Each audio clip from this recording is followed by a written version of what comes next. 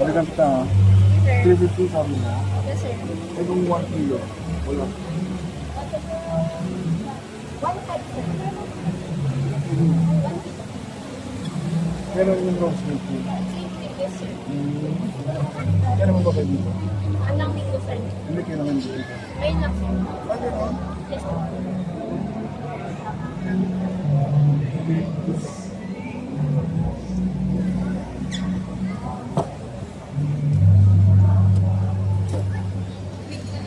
Ma'am, pwede kayo mag-explain about your products? Kaya niyo explain? Sige, sir. Sige. This one, sir, si Tayaw Farms is from Atok, Benguet. Yung roast neto, sir, is medium dark. Okay. Then, we have also yung drip niya.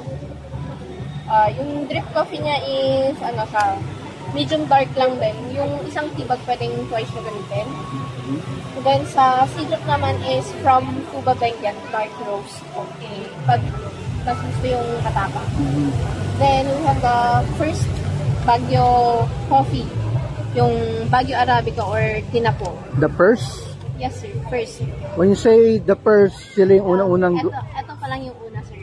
Ah, talaga? Kasi ngayon pa lang sila nag-release. Kasi itong mga iba, sir, from ibang municipality provinces. Ito, sir, ang first coffee ng Baguio. Tinapo. You mean say commercially sold? Oo, sir. Kaya purse. Kasi maraming nagdadala na from Baguio rin eh. Oo, sir. May mga nagdadala from Baguio is, pero yung mga nila is from Benguet talaga. Oh, Benguet. Ito talaga ang first Baguio coffee. Tinapong pa lang. So, where in Baguio siya galing? Siya sa mismong sentro, sir. Parang group siya, sir. Sentro? Location? Baguio City. Oo, talaga? Meron doon? Sa sentro? Sir, group sila, then sila na din mismo yung nag-roast na. Pero hindi doon ang farm nila, pinaka-farm. Hindi. Kasi wala lang. Oo. Wala lang taniman. Wala nang taniman doon eh. Kaya nga, gulat ako sentro eh. Pero siya ang first Baguio, hindi ko lang alam yung main, farm nila. Baka nasa Benguet din. Actually, sir, kung aanuhin mo talaga is, Baguio is talagang sa Benguet talaga. Oo nga. Diba? Kaya yun. Tapos sa mga, natin, sir, sa mga wines natin, pag inaano namin siya is 2 weeks, tapos 1 year aging. 2 weeks fermentation, 1 year aging. 2 weeks fermentation, 1 year aging. Yes, sir. Okay. Para hanggang mamatay yung yeast niya. And then, itong creamy garlic dip natin, sir, is pwede siya sa salad dressing din sa garlic dip, chips dipping. Ganun is sa strawberry alamang naman po. Ito is yung alamang siya, sir, pero yung sweetener niya strawberry jam. Then we have the good shepherd ubi jam. Then yung roasted strawberry natin ang bestseller. Buo-buo yung strawberry. Makikita ang buo talaga siya. Compared sa, kasi meron kayong ganito eh, di ba? Gumagawa rin ang Good Shepherd ng strawberry, di ba? So compared to ginagawa ng Good Shepherd, yung strawberry na yan, which one is better? Ang focus kasi ng Good Shepherd, sir, is sa ube. Oo. Pero they also have strawberry eh. Sa, sir, ang kasi namin, bestseller talaga namin is yung product ni Jam Arna. Talaga? Siya lang ang may roasted, sir. So pag pupunta ko na, saan siya located? Sir, dun sa may CCTC building, sa may kahilera ko ng Grab Teacher, DPS area. Okay. Ano, sir? Ayan, tama. Calling I need this. Sila to? Yes, sir. So naka-display din sa ano Yes, yung sir, lugar nyo. meron din po. Pag Okay. pupunta ka naman, sir, ng sir, tawag na nito, sa may Good Shepherd, sir, pipila ka pa, and then it's either maubusan ka. Kasi ang binibigay nila bawat person is 2. Kaya nga, limited, di ba? Kasi every Monday lang ang production mo. Oo. Once a week sila nagpo-product. Tsaka parang wala nang malaki, no? Ito na yung pinakamalaki. Yes, sir. One size na lang, sir. Oo, dati malaki. May mas malaki eh. Wala na, sir. Meron din silang halaya dati, pero mas na-focus na sila sa ubi jam. Oo. Puro ubi na nga ngayon. Yes, sir. Ito honey. Ito sir is yung multi-floral honey. Different flowers yung kinakain nila. And then the sunflower honey. Sunflower, pollen ng sunflower. So yan, saan naman located? Ang Baguio Baguio rin? Alaga. Alaga siya ng... Pero ano siya? Beekeepers. O nga, beekeepers. Ano siya? Parang residential area or what? Not sure. Hindi ako sure sa honey sir kasi ano eh. Ako sa Baka kasi central din. Center din. Anyway, can you give us yung estimate ng mga price? Pag sa inyo binili, for example, uunahin mo natin unang binanggit mo, yung coffee. Sabi mo, yung first sir, coffee. Ito sir, 250. 250.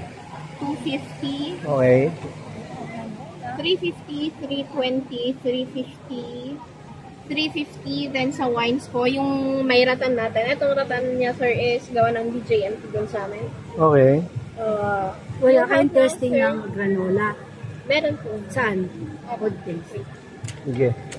How much is your granola? 350 ma'am, 500 grams na po. 500 grams. Ikaw sir. Gawa nyo? Ma'am, dumating yung maker. Yung ganyan karami? 300? Ah, mura ma'am yan. 350. 500 grams na po siya. Mura na siya ma'am kasi sa iba na sa 450 about. Landers, mahal yan eh. Ibang brand nga lang. Ito sir, gawa to ng video. Yung ano, bugnay. Bugnay wine, mayroon tayong 350 ma'am, is 750 ml siya. And then may 375 ml tayo. Naka-sexy bottle. Ito ma'am, naka-cork, 350 din po. May maliliit din po yung tig 150. Oh, ito yun. Ah, okay. From brand, Rina Cedo. Ito mga can. Same lang din sir, kinan lang namin. Kasi yung iba gusto inumin. Same yan ng dito small size. Sir, nakakan lang siya. Talaga? Same lang price? Pero daw, mas mahal ang bottle. Diba? Ito sir is trial pa lang namin. Ah, okay. Pag mabili yung pangalan. 350 sir. 200. 200 Ay, yung isang kilo. 1.5. Magkano yung strawberry nyo ulit? 250 sir, buo-buo siya. Yan, size na yan, 250. Oo sir, buo-buo siya. Pero Hindi yung... nalugat kasi siksik siya. Hindi lang sa side niya yung yung buo. Pati yung sa gitna niya buo talaga yung mga straw. Oo, talaga. Yung iba kasi dinadayan. Labas lang eh. Sa gilid lang. Oo, gilid lang. Tsaka unlike sa regular markets na yung strawberry jam na mura, pag inopen mo siya sir, titigas siya. Kasi more on sugar. Ibig sabihin, Ito, mas sir, marami sugar yon. Oo. Ito sir, kahit i-open mo, hindi mo i-ref, hindi siya titigas. Ang honey kasi dapat lumitigas pag nirep mo eh. Pero yung pricing ng ube nyo jam compared sa Good Shepherd, pareho lang. Or... Hindi sir, kasi hindi sila nagbibigay ng wholesale. So, Kahit hindi kaya nga pareho lang ang price?